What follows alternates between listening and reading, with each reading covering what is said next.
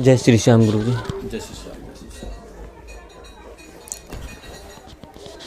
जय श्री राधे, जय श्री श्याम। सभी श्याम प्रेमियों का चमत्कारी मनौना धाम में एक बार पुनः स्वागत है। और आज हम नवरात्रि के महापर्व के उपलक्ष्य में आज हम गुरु जी के श्री चरणों तक पहुँचे हैं और नवरात्रि का महत्व जानते हैं। माता के लिए हम शब्दों में बखान नहीं कर सकते माता की महिमा को, लेकिन फिर भी गुरु जी के श्री मुखारविंद से आज माता की महिमा का विशेष वर्णन हम आपको दिलाएंगे, विशेष जानकारी दिलाएंगे। बने रहिए इसी तरह सनातन शक्ति साम्राज्य के साथ।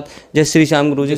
गुरु जी, नवरात्रि का बहुत बड़ा पर्व है और हमारे सनातन धर्म में बहुत ही हर्षोल्लास से मनाया जाता है। तो माता की महिमा को हम शब्दों में बखान नहीं कर सकते, लेकिन आपके श्री मुखारविंद से फिर भी माता की महिमा को जानना चाहते हैं। माता की जो महिमा है वो तो हमेशा रहती है, 365 दिन हर पल हर घड़ी रहती है। लेकिन नवरात्रि का विशेष वो होता है, तो उस समय जो लोग भी माता की पूजा अर्चना करते हैं या उनका व्रत रखते हैं या उनके लिए किसी तरीके से उनकी साधना करते हैं तो उनको विशेष फल मिलता है।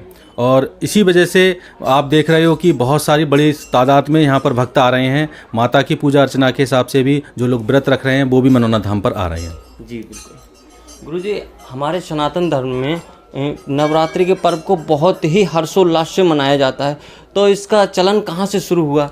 इसका चलन तो आदिकाल से है। ये बता पाना तो बहुत मुश्किल है, किसी को भी बता पाना मुश्किल है कि ये कब से हुआ है, क्योंकि ईश्वर अनादिकाल से है और ईश्वर की महिमा अनादिकाल से है, उनकी पूजा अर्चना अनादिकाल से है। तो उसकी एक तिथि निश्चित नहीं की जा सकती है कि कब से है ये। जी बिल्कुल। गुरु जी, आज मनौना धाम की महिमा को पूरा देश क्या पूरा विश्व जान रहा है और पूरा विश्व गुणगान कर रहा है। बाबा श्याम का पूरा विश्व गुणगान कर रहा है, मनौना धाम का पूरा विश्व गुणगान कर रहा है। तो यहाँ पर गुरुजी आप कई मंदिरों की पहले घोषणा कर चुके हो, तो आगे क्या क्या प्लान हैं गुरुजी? मुझे लग रहा है कुछ बहुत बड़े प्लान हैं आप। हाँ, प्लान हैं इस तरीके के, क्योंकि जिस तरीके से बाबा संकेत देते जा रहे हैं, जिस तरीके से मनौना धाम के लिए बहुत ही बड़े स्तर पे बाबा आगे बढ़ा रहे हैं, तो उसी तरीके से हम भी सोच रहे हैं कि यहाँ पर सभी देवी देवताओं के मंदिर हों। तो उस कड़ी में हम शिवालय की घोषणा ऑलरेडी कर चुके हैं, उसकी तैयारियाँ चल रही हैं। बैरिकेडिंग हटा के हम पूरा वहाँ पर भूमि पूजन करेंगे 3 मई के लिए।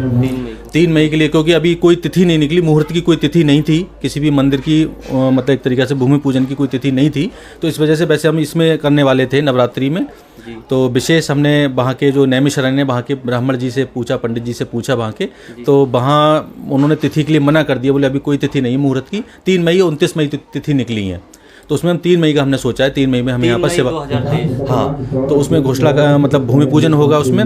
उसी कड़ी में हम यहाँ पर बालाजी का मंदिर बनवाएंगे, ठीक है, सालासर बालाजी का मंदिर बनेगा यहाँ पर। और सबसे मेन चीज़ है 121 फीट की मूर्ति की भी बात चल रही है, बालाजी की, हनुमान जी की।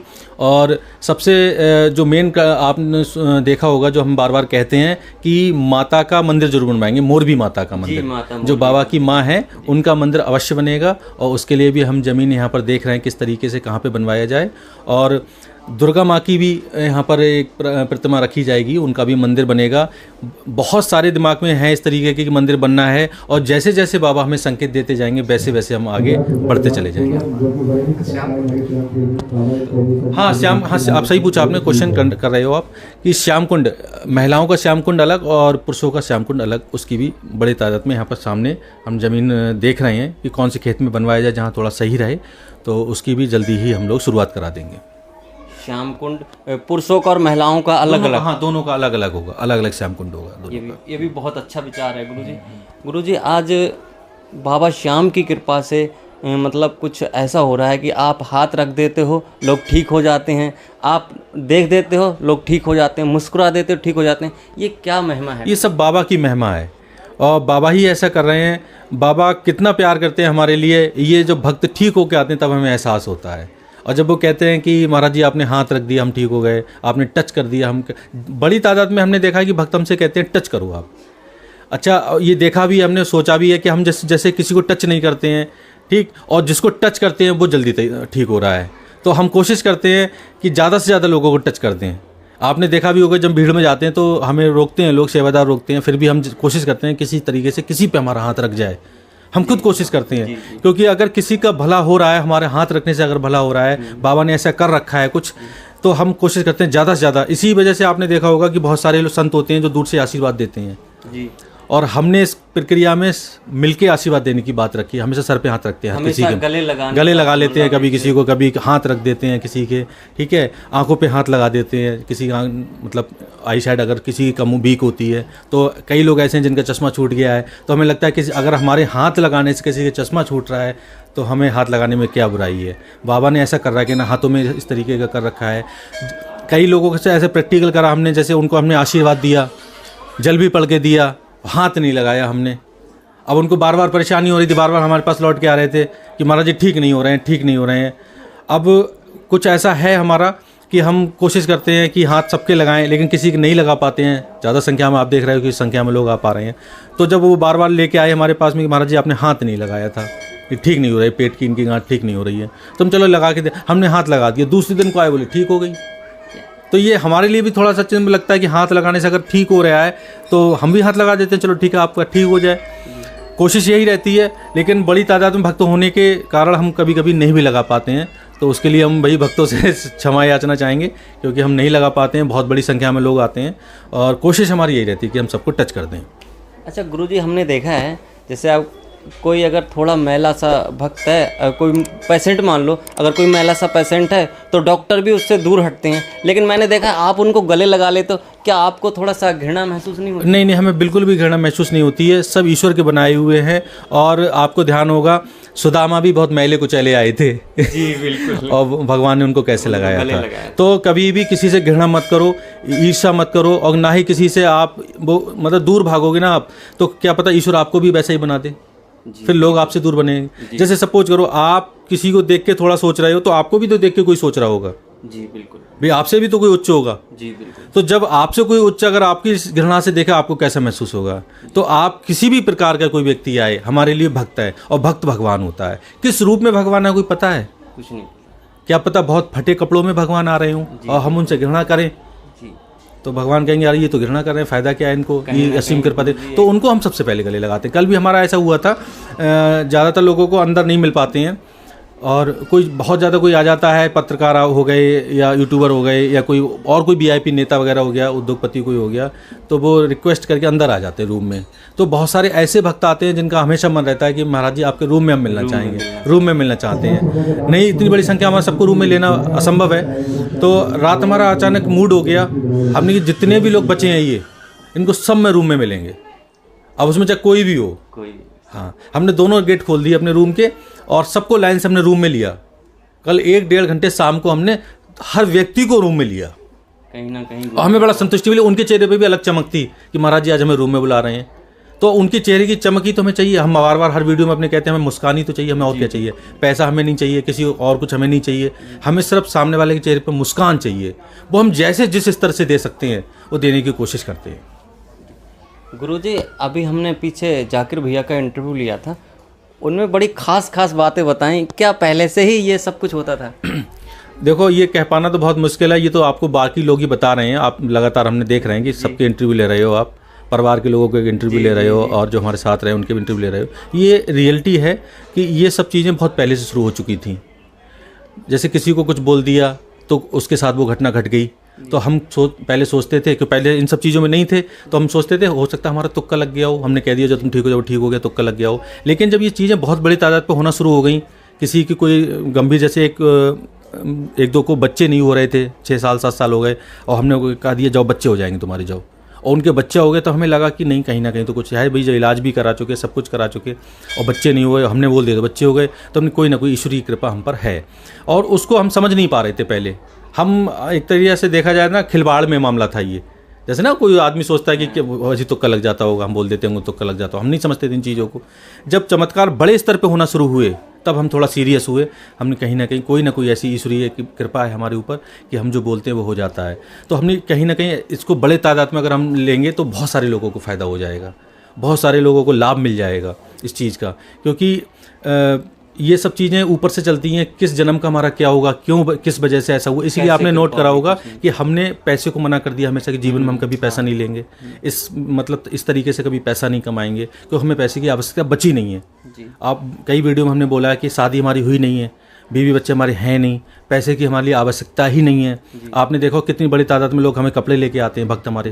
भोजन भी हमारा कभी कहीं से आता, हम जब व्रत चल रहे हैं इस समय हमारे, तो हमारा फलार भी बाहर से आ रहा है, कभी दूसरे मतलब जिले से आ रहा है, कभी कहीं से आ रहा है, भक्त लेके आ, प्रेम ले। तो जब हमारी सारी व्यवस्था ईश्वर कर रहा है तो हम पैसे का क्या करेंगे? पैसे शाम को हमने बाबा से बोला कि बाबा आज कल सुबह हमें ये खाने की इच्छा कर रही है, तो भक्त लिए चला आ रहा है, तो फिर अपना माइंड क्यों लगाएं हम? जब सारा माइंड बाबा का चल रहा है, बाबा की कृपा बरस रही है, बाबा ही हमारी सारी व्यवस्थाएं कर रहे हैं, तो अपना क्यों दिमाग लगाएं? अपना तो सिर्फ बाबा के चरणों में दिमाग लगाते हैं, उनके चरणों में दिमाग लगाते हैं, उनकी तरफ देखते हैं और जो भी चीज़ की इच्छा करती है एक बार बोल देते हैं उनसे। अभी आपने देखा कि अभी हमने एक चीज़ की बोली है, शायद वो पूरी कर दें, वो अभी घोषणा नहीं करेंगे, जब अगर हो जाए तब आप लोग घोषणा करना कि हाँ महाराज जी ने बोला था हमारे सामने, किसी चीज़ को बोला था बाबा से। तो मेन चीज़ यही है कि जो कुछ भी यहाँ पर हो रहा है, जिस तरीके की घटनाएं घट रही हैं, या जो भी मंदिर की हम घोषणा कर रहे हैं, वो मैं नहीं कर रहा हूँ, क्योंकि इंसान कुछ कर ही नहीं सकता है। इंसान सिर्फ अहम कर सकता है, इंसान सिर्फ क्रेडिट ले सकता है जी, बिल्कुल। लेकिन इंसान के बस में कुछ नहीं है। इंसान सोचता है कि मैं बहुत कुछ कर रहा हूँ, मैं ऐसा कर रहा हूँ, मैं वैसा कर रहा हूँ, वहाँ कुछ नहीं कर सकते हो आप जब तक ईश्वर की कृपा नहीं होगी। सब कुछ ईश्वर करता है, इंसान को सिर्फ अहंकार होता है कि मैं कर रहा हूँ, और वो इंसान को जो अहंकार होता है वही उसका सबसे बड़ा पतन का कारण होता है। आपने देखा होगा बहुत बड़े मंदिर को देख के लोग सोच रहे हैं कि हम भी मंदिर बनवा लें। जी बिल्कुल, हाँ। मंदिर को कोई आप दुकान समझ रहे हो कि उन्होंने दुकान खोल ली, हम भी दुकान खोल लें? वही दिमाग लगाओ, मंदिर बनना, कृपा बरसना, ये सब ईश्वर का खेल है, सब प्रभु की लीला है, और प्रभु ही इसको करते हैं। कहाँ उनको स्थान लेना है, कहाँ नहीं लेना है स्थान, ये सब उनके ऊपर निर्धारित करता है। बाबा के मंदिर कहाँ नहीं है, आप इस बात पे आ जाओ, बाबा के मंदिर हर शहर में है। आप देखो आसपास अपने कितने मंदिर हैं बाबा के, श्याम बाबा के मंदिर खूब है। ठीक, खाटू में भी अगर आप बात करो तो खाटू के इर्द गिर्द भी बाबा के बहुत मंदिर हैं, लेकिन सब खाटू ही क्यों जाते हैं जी। दूसरी चीज, आज इतने मंदिर होने के बाद पूरे देश से, पूरे विदेश से मनोना धामी लोग क्यों आ रहे हैं? मंदिर तो सब जगह है बाबा के, कहीं ना कहीं बाबा की कृपा है इस भूमि पे, तभी तो लोग यहाँ आ रहे हैं। बाबा यहाँ पर हैं तभी तो लोग आ रहे हैं। बिल्कुल, बाबा की यहाँ कृपा बरस रही है लोगों पे, बाबा का यहाँ प्रेम उमड़ रहा है, तभी तो लोग यहाँ आ रहे हैं। लोगों के दिमाग में ये रहता है कि वहाँ मंदिर बना लाओ, हम भी अपने यहाँ मंदिर बनवा लें, हम भी। आप मंदिर बनवाना गलत नहीं है, बाबा को तो घर घर में पूजा जाएगा आने वाले समय में, पूरे विश्व में बाबा का डंका बजेगा। लेकिन मंदिर की व्यवस्थाएं, मंदिर को समझना, मंदिर को जागृत करना, उस भूमि को जागृत करना, ये बहुत बड़े मायने रखते हैं। और लोग फिर इस तरीके से करते हैं, निराश करते हैं, फिर वहाँ आरती में 5 लोग भी खड़े नहीं होते शाम को। ये सबसे बड़ी दिक्कत है जी। आपने सुना होगा कि पहले एक माँ की जागरण का बड़ा प्रचार था जी, और बहुत महत्व है जागरण का, आज भी बहुत महत्व है। लेकिन धीरे धीरे क्या करा कि समय घटाते गए, लोग नहीं बैठ पा रहे हैं उसमें। 5 लोग बैठ के जागरण सुन रहे हैं, तो उसमें तुम क्या कर रहे हो? तुम जो माँ की महिमा है, माँ का जो इतना बड़ा सब कुछ है, उसको कम कर रहे हो ज़्यादा बढ़ा के। आप पहले जागरण में आपने देखा पूरे क्षेत्र के लोग जागरण सुनने आते थे जी, ठीक आते थे, लेकिन लोगों ने क्या करा उसको कि झांकियाँ बनाना, आप गणेश जी को नचा रहे हो, आप हनुमान जी को नचा रहे हो। इस चीज़ के भी मैं बहुत खिलाफ हूँ। जो लोग झांकियाँ निकालते हैं, इसके भी मैं बहुत खिलाफ हूँ। एक आपने गणेश जी का रूप रखा और गणेश जी के हाथ में दे दिया, वो आपने थाली या कोई चीज़, दीपक, वो सबके सामने जा रहे हैं। गणेश जी का काम है किसी के सामने जाना? ये राधा रानी की आपने झांकी बनाई, वो सबके सामने गानों पर डांस कर रहे हैं, क्या मतलब है? शिव जी को आप डांस करा रहे हो। तो ये जो चीजें प्रचलन करी, सिर्फ पैसा कमाने के चक्कर में जागरण का महत्व धीरे धीरे कम होता चला गया। क्यों? क्योंकि वहां पर पूजा अर्चना कम हो गई, वहां पर ये चीजें ज्यादा शुरू हो गई। झांकियों के माध्यम से पैसा ले लो, इसके माध्यम से पैसा ले लो। वो जब व्यवसायिक हो गया तो माँ ने कृपा वहां से हटा दी अपनी, और यही रीजन है। तो हम भी यही चाहते हैं कि आप अगर मंदिर बनवाओ तो पूरे महत्व के साथ बनवाओ, केवल उसको ये मत बनाओ कि हमारे गांव के लोग ही बस यहाँ पे आना शुरू हो जाएं। आपने देखा होगा जब यहाँ पर मंदिर की निर्माण शुरू हुआ, लोगों ने यहाँ पे अफवाहें उड़ाई कि यहाँ पे खाटू श्याम बाबा निकले हैं, ये हुआ। हमने सबसे हमेशा मना करा, हमने कोई बाबा नहीं निकले हैं, कोई किसी तरीके कुछ नहीं हुआ है। यहाँ पर मंदिर निर्माण हो रहा है, बाबा की जन्मस्थली है ये, इसलिए निर्माण हो रहा है जी। ऐसा नहीं है कि इसको, और इसी वजह से हमने इसको व्यवसायिक नहीं बनाया। आपने देखा होगा कोई रुपए का चलन नहीं है, किसी तरह का रुपए का चलन। क्यों? अक्सर लोगों के दिमाग में ये आता है कि मंदिर इसलिए बनवाया जा रहा था ताकि रुपए का चलन चल जाए जी, और हमने रुपए का चलन बंद करा। हम हर वो काम कर रहे हैं जो लोग करते हैं, उसको हम यहाँ पर कटाक्ष करते हैं, और इसी वजह से लोग मनोना धाम आना चाहते हैं। वो आना चाहते हैं और आप लोगों का इंटरव्यू भी लेते हो तो वो लोग यही कहते हैं कि यहाँ शांति है, सुकून है, सुख शांति सुकून है। आपने देखो आरती में चाहे कैंसर का पेशेंट खड़ा होता है, चाहे किसी भी गंभीर बीमारी से पेशेंट खड़ा होता है, उसके चेहरे पर मुस्कान होती है उस समय पर, जिस समय पर आरती सुबह शाम की होती है। आपने बहुत नोट किया होगा। क्यों? क्योंकि बाबा का पूर्ण रूप से विद्यमान होना, बाबा की कृपा बरसना। अभी भी हम एक पेशेंट से मिलकर आए, उनको कैंसर है, अभी हम गए उनसे तो वो इतने खुश थे, लग ही नहीं रहता इनको सर्दी जुकाम भी है। तो ये भूमि की तो महिमा है। बिल्कुल, भूमि की बिना भूमि की महिमा के, बिना भूमि की महिमा के तो कुछ हो ही नहीं सकता। बिल्कुल। तो उसके लिए क्या करना, उसके लिए बहुत त्याग करना पड़ता है, बहुत तपस्या करनी पड़ती है, तब जाके भूमि जागृत होती है। लोग उसको हवा में लेते हैं, लोग सोचते हैं कि अरे इन्होंने बनवाया, लो मैं भी बनवा लूं। कहीं ना कहीं निस्वार्थ भाव से, और निस्वार्थ भाव से शुरुआत होती है। कभी हमने जीवन में नहीं सोचा था, जब हमने यहाँ पर अपना खेत दान किया था मंदिर के लिए, तो हमने नहीं सोचा था कि ये मनोना धाम इतना फेमस होगा। और दूसरी चीज़, यहाँ पर बाबा की इतनी कृपा बरसेगी, हमें भी महसूस नहीं था, हमें भी एहसास नहीं था इस चीज़ का। उस समय हमारा कोई ऐसा नहीं था कि इतनी बड़ी तादाद में पूरे देश विदेश से लोग यहाँ पर आएंगे, ये हमने नहीं सोचा था। ये करवाने वाले ये सब ईश्वर तो बाबा तो करवा रहे थे, और बाबा ही आज भी आप देख रहे होगे, कहीं भी कोई निर्माण कार्य होता है तो बाबा ही उसको करा रहे हैं अपने हिसाब से। किसी चीज़ की कहीं कोई आवश्यकता ही नहीं पड़ती, जिस चीज़ की जरूरत होती है वो बाबा पहले से पहले यहाँ पर ला देते हैं, तो बाबा ही तो कर रहे हैं। अब इसका अहंकार हम करने लगे कि मैं ऐसा कर रहा हूँ, मैं ऐसा कर रहा हूँ। अरे मैं तो कम दिनों का हूँ, मेरे बाद कोई और महंत रहेगा यहाँ पर। जी बिल्कुल भाई, तो मैं अहंकार क्यों करूँ? मैं अहंकार नहीं करता हूँ, इसीलिए आपने देखा होगा मैं जब मरीज देखने जाता हूँ तो किसी की चप्पल पहने चला जाता हूँ। जी जी है, आपने कई बार नोट करा होगा, क्योंकि मेरे अंदर अहंकार भी नहीं है। मुझ पे अपनी गाड़ी नहीं है तो मैं किसी की गाड़ी मांग लेता हूँ। अभी भी देखो आपके सामने फ़ोन किया था, भैया हमें जाना है कहीं, मैं गाड़ी भेज दो अगर हो सके तो इस तरीके से मैं अपना काम चला रहा हूँ। लोगों को कुछ लगता है, लोग तरह तरह की अफवाहें उड़ाते हैं, तरह तरह की बातें करते हैं। हमारा मेन मकसद है कि मनोना धाम पर जो भी आए वो उसके चेहरे पे मुस्कान लाएं। बाबा, ये बाबा को लाना है, और बाबा जब मुस्कान उसके चेहरे पे लाते हैं तो मैं बहुत खुश होता हूँ। मुझे लगता है मेरा जीवन धन्य हो गया कि जिस चीज़ की शुरुआत करी है उसकी वजह से लोगों के चेहरे पे मुस्कान आ रही है, लोगों के घरों में खुशियाँ आ रही हैं, लोगों के वो काम बन रहे हैं जो वो कभी सपने में भी नहीं सोच पाते थे। वो भी काम मनोना धाम की कृपा से यहाँ पर हो रहा है, बाबा की कृपा से हो रहा है, और इसी तरीके से होता रहे, यही जीवन का मेन उद्देश्य है। बिना डॉक्टरी किए डॉक्टरी करने को मिल रहा है। नहीं, डॉक्टरी तो देखो ये भी अच्छा बहुत बड़ी बात है। किसी मंदिर पे आपने कभी एम्बुलेंस को जाते ही नहीं देखा होगा। आप बताओ कोई भी हिंदुस्तान का एक मंदिर ऐसा हो जहाँ पर एम्बुलेंस जाती हो, जहाँ पे वेंटिलेटर जाते हो, ये मनोना धाम पे तो आता है। अब उसका देखा देखी कोई करना शुरू कर दे या तो वो करने लगे तो ऐसा नहीं हो सकता, क्योंकि ईश्वर की कृपा कहाँ बरस रही है बहुत कह पाना बहुत मुश्किल है। और ईश्वर वहीं इस तरीके की चीज़, अच्छा मनोना धाम पे क्यों किया, एम्बुलेंस यहीं क्यों भेजी, वेंटिलेटर यहीं क्यों भेजे बाबा ने, कहीं दूसरी जगह भी तो भेज सकते थे। कभी कोई डॉक्टर किसी डॉक्टर के पास भेजेगा मरीज को, मंदिर नहीं भेजेगा। यहाँ आपने कई बार देखा होगा लेटर राइट जब आप देखते हो और हॉस्पिटल का नाम लिखा होता है, नीचे लिखा होता है बहन जी ये हमने पेशेंट भेजे, इनको आप देख लेना। तो हम सोचते हैं हमने एमबीबीएस कराया क्या, एमएस कराया है, सर्जन है कौन है, क्योंकि सबसे बड़े डॉक्टर हैं बाबा। तो हम ये सोचते हैं अरे सबसे बड़े डॉक्टर तो हमारे बाबा बैठे हुए हैं, और जब हमारे सबसे बड़े डॉक्टर बाबा बैठे हुए हैं तो हम आराम से मरीज को देखते हैं, और मरीज को देखने के बाद में हमें खुद समझ में नहीं आ पाता कि हम उसको क्या बता बैठते हैं, और उसके बताने से हम ऑक्सीजन निकाल देते हैं। आपने देखो एक बच्ची की हमने ऑक्सीजन निकाल दी थी, ऑक्सीजन कई मरीजों को हम ऑक्सीजन निकाल देते हैं, तो हम सोचते हैं बाबा ही तो निकाल, मैं तो नहीं निकाला, मेरी इतनी हिम्मत नहीं है किसी की ऑक्सीजन हटा दूँ।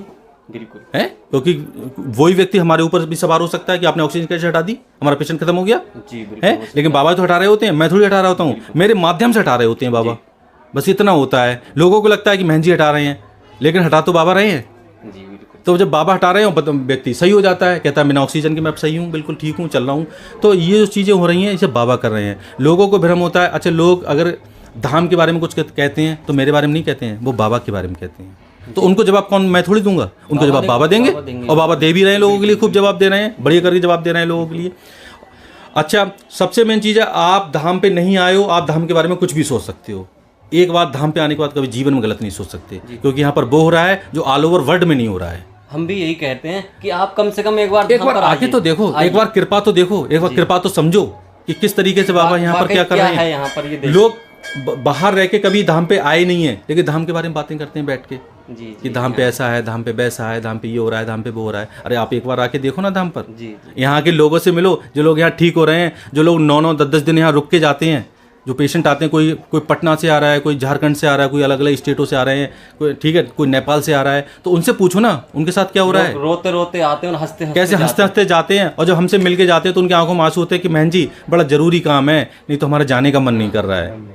जाने का मन नहीं कर रहा है। एक भक्त थे, बोले अब हमारा यहाँ कुछ छूट रहा है, हम जा रहे हैं। हाँ सोचो, हमसे बोल रहे हैं। और आप भी इंटरव्यू लेते हो लोगों के, तो वो आपको किस भाव से बताते हैं कि हम कैसे आए थे, क्या समस्या थी और कैसे हमारी समस्या दूर हुई। तो बहुत कुछ है, आने के बाद समझ में आएगा। बाबा की कृपा को समझो, बाबा की कृपा को समझे बिना कोई बात बनाना, बात करना आपके लिए बहुत ज़्यादा गलत साबित होगा। और बाबा ने कुछ दुष्टों के लिए बहुत गलत तरीके से जवाब भी दिया है, और वो आज बिस्तरों पे पड़े हुए हैं, वेंटिलेटर पे पड़े हुए हैं। तो बाबा के साथ खिलवाड़ मत करो आप। बाबा सर्वशक्तिमान हैं, बाबा वो हैं जो आप सोच भी नहीं सकते हो। जय श्री श्याम। जय श्री श्याम। गुरुजी, योगेंद्र भैया ने बताया था हमें, आज से 10-12 साल पहले आपने उनकी बहन को ठीक किया था। मतलब वो कोई उन पे प्रेत बाधा थी, कुछ था, तो उस समय आपको कुछ ऐसा अनुभव नहीं हुआ था? उस समय तो मैं शायद ग्रेजुएशन कर रहा था, बीएससी कर रहा था मैं उस समय, और जीन्स बीन्स में तो रहता था। दिन से 1 साल पहले भी मैं जीन्स में ही रहता था। ये साल 1 साल से तो मेहनत बना हूँ मैं। तो मैं नॉर्मली मैं गया था उनके यहाँ, चचेरे भाई हैं, सगे चचेरे भाई हैं वो। तो दिक्कत थी सिस्टर के लिए, छोटी सिस्टर के लिए, तो बहुत ज़्यादा दिक्कत थी, कई जगह दिखाया था। और मैं जाके थोड़ा सा अपनी प्रक्रिया कराया था, वो भी मैं खिलवाड़ में करके आया था। मैं आपको सच बताऊं, झूठ नहीं बोल रहा हूँ।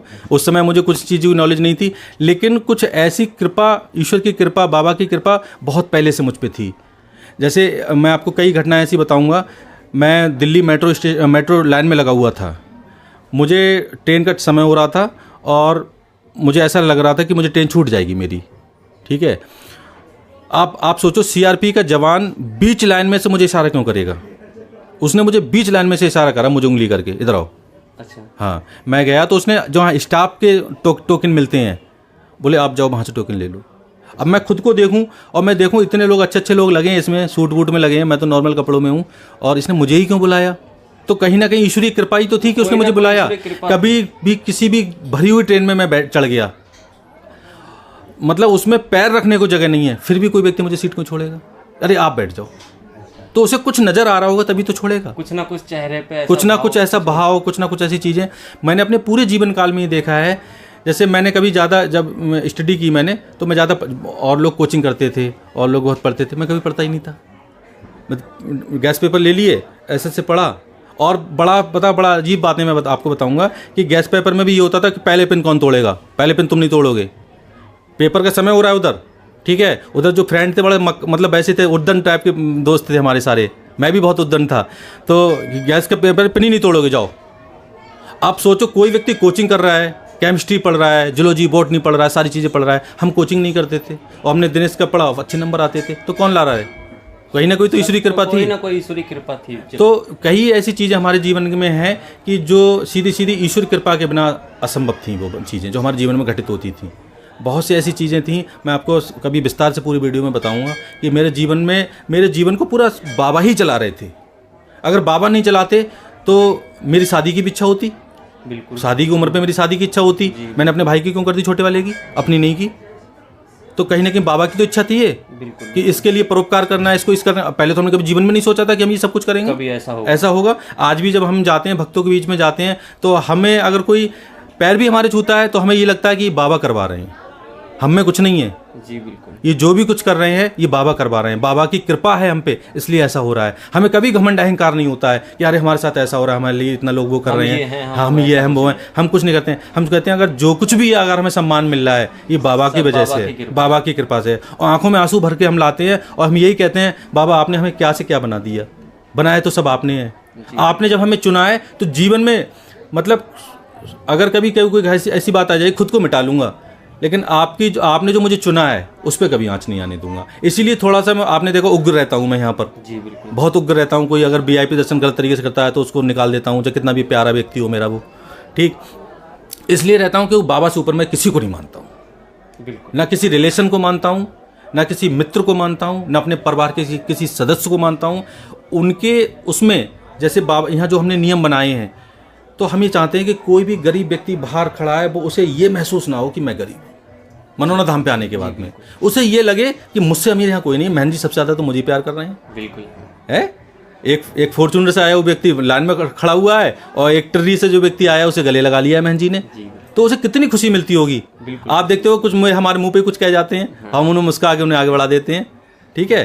कुछ लोग अपने अलग अलग तरीके की बातें करते हैं, तो उसकी सबसे मेन वजह यही है कि ईश्वर किस रूप में आ रहा है और ईश्वर ने मुझे क्यों चुना है। ईश्वर ने इसलिए चुना है कि सबको गले लगाओ। ईश्वर ने इसलिए नहीं चुना है केवल चमकते लोगों को गले लगाओ।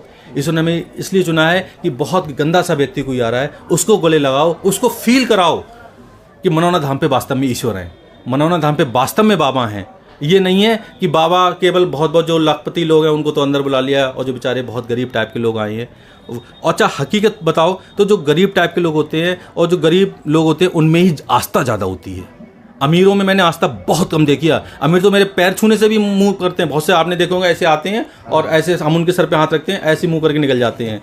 और गरीब बेचारा कितनी जल्दी से पकड़ता है, अरे महाराज जी ये बात, महाराज जी वो बात। तो मैं सोचता हूँ कि ईश्वर किस में है? ईश्वर तो गरीब में है। जी बिल्कुल। अमीर को तो अहंकार हो चुका है, उसको अहंकार हो चुका है और वो तो हमारे पैर छूने में भी शर्मा रहा है। जहाँ अहंकार है वहाँ ईश्वर नहीं। वहाँ ईश्वर कहाँ से हो जाएगा, आप सोचो। तो मैं इसलिए गरीबों को ज़्यादा पकड़ता हूँ। और यहाँ जो शोभा है वहाँ गरीबों की तो है। अमीर तो गाड़ी से आते हैं, हाथ रखवाते हैं मुझसे, जल पड़वाते हैं, चले जाते हैं। गरीब बेचारा 9 दिन रुक रहा है यहाँ पर।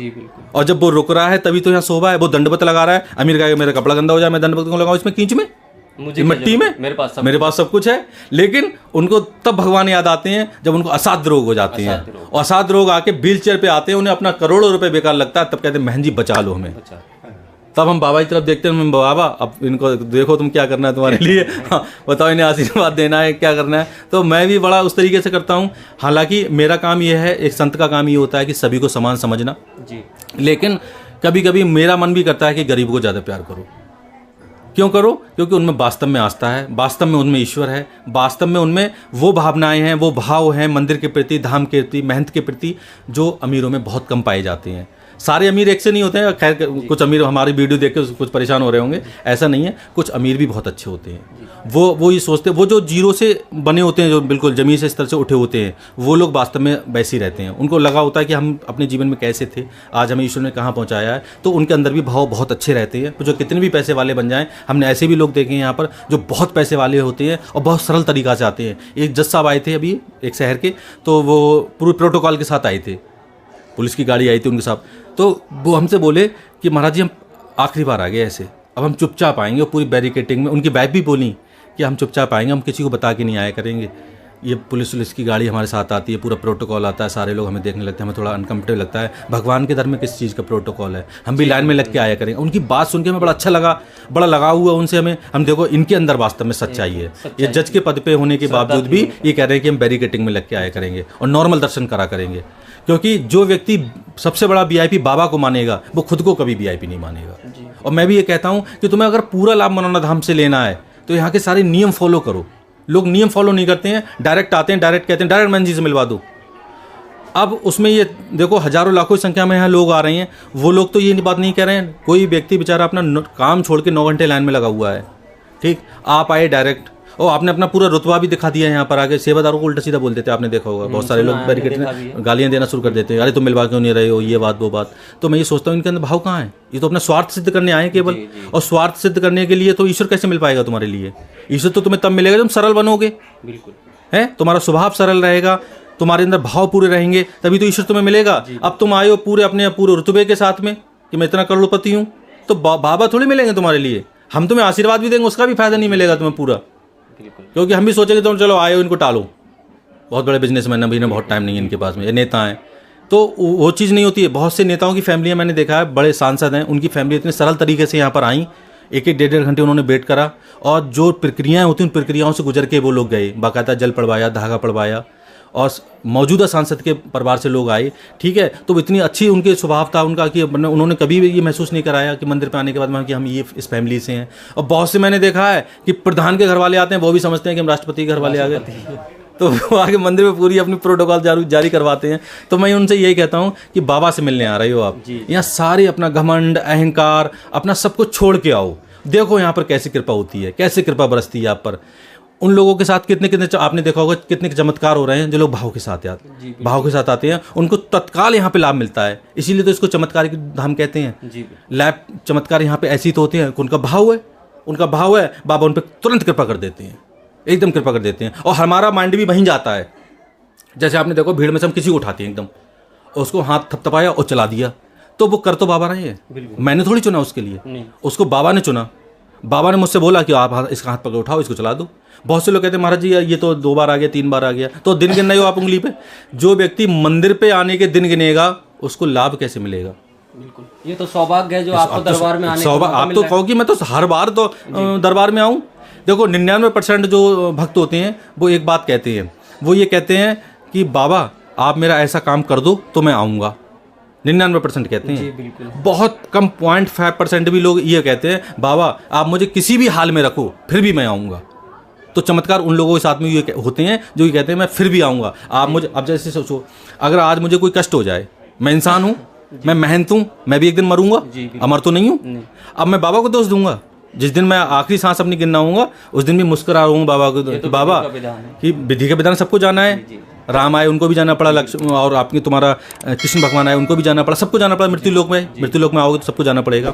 तो सबसे पहले ये लोगों को लगता है कि अरे हमारा किसी के 4 काम बन गए यहाँ पर धाम पर कृपा से, और एक काम उनका नहीं बना। और काम कौन सा नहीं बना? उनकी भैंस ने दूध नहीं दिया। तो वो कहते हैं बहन जी तुम में कोई ताकत ना, हमारी भैंस ने दूध ही नहीं दिया, तुमने आशीर्वाद दिया भैंस को हमारी और हमारी दूध नहीं दिया। अब बताओ, अब बाबा को तुम मतलब दोष दोगे इस चीज़ के लिए? नहीं। आज मुझे कोई कष्ट हो जाए, और मुझे होता है, भाई इंसान हूँ, सारे कष्ट मुझे भी होंगे, ऐसा थोड़ी कि मुझे कष्ट ही नहीं होंगे। तो मुझे भी कष्ट होता है तो मैं बाबा दोष देता हूँ क्या? कितना भी दर्द होता है, कभी कभी ऐसा होता है कि मैं 10,000 लोगों के लिए आशीर्वाद दे रहा हूँ, बॉडी मेरी पेन करती है, ठीक। अब उस समय पे क्या होता है, मैं सुबह से 11 राउंड 12 राउंड आशीर्वाद दे के हट के आया हूँ। तभी क्या हुआ, तभी कोई VIP आ गया और वो ग्रिल पे खड़ा हुआ आके, उन्हें महन जी को बुलाओ। अब महन जी के शरीर में दर्द कर रहा है, अब महन जी अंदर बैठे हुए हैं, महन जी कह रहे हैं अभी थोड़ा रुक के आऊँगा मैं। अब वो कह रहा है महन जी को अहंकार हो गया, महन जी को घमंड, महन जी मुझसे मिल नहीं रहे। उसे ये तो नहीं पता होता महन जी 12 राउंड पहले देख चुके हैं पेशेंटों को, उसे ये तो एहसास नहीं होता है। उसे ये लगता है मुझे 15 मिनट आए हुए हो गए, मेरी घड़ी में टाइम हो रहा, मुझे जाना है, मुझे सचिवालय जाना है, ठीक। तो उसे ये लगता है कि महन जी को अहंकार है इसलिए महन जी मुझसे मिल नहीं रहे हैं। लेकिन वो कभी ये परेशानी नहीं देखता है कि महन जी सुबह से लेकर शाम तक कितने लोगों को देख चुके हैं, ये किसी के दिमाग में नहीं जाता है और तुरंत में मेरे बारे में गलत ख्याल बना लेता है। और जो सही लोग होते हैं, मैंने देखा बहुत जैसे बिहार से उधर से लोग आ रहे हैं तो वो बेचारे कुछ कहते ही नहीं हैं, वो पूरे दिन देखते रहते हैं और मुस्कुराते रहते हैं हमें देख के, और वो कभी नहीं कहते हैं कि अरे महन जी तुम आगे तुरंत मुझे देखो। वो 2-2 3-3 दिन रुक के जाते हैं यहाँ पर। जो सच्चे भक्त होते हैं वो कभी वो ये कहते हैं महन जी आप चले जाओ, आप जाओ आराम कर लो, बहुत थक गए हो आप। लाइन में आपने कभी सुना है आज तक, कभी इतनी लंबी लंबी लाइनें लगती हैं यहाँ पर, सबको आशीर्वाद देते हैं, कभी सुना है कि एक लाइन में से एक व्यक्ति भी ये बोलता हो कि महन जी बहुत देर हो गई आपको आशीर्वाद देते हुए, एक काम करो आप चाय पियाओ जाके, कोई नहीं, आपका व्रत है आप फलार कर लो जाके, कभी बोलता है कोई नहीं। तो सोचो कितने स्वार्थी इंसान है स्वार्थी इंसान। लेकिन फिर भी हम सोचते हैं चलो ठीक है कोई नहीं बोल रहा है, हमारा जो हमें बाबा ने जो ड्यूटी दी है, हमें जो बाबा ने काम दिया है, हम अपना पूरा करें, यहाँ से किसी को भी निराश नहीं जाने दें। जय श्री श्याम। जय श्री श्याम।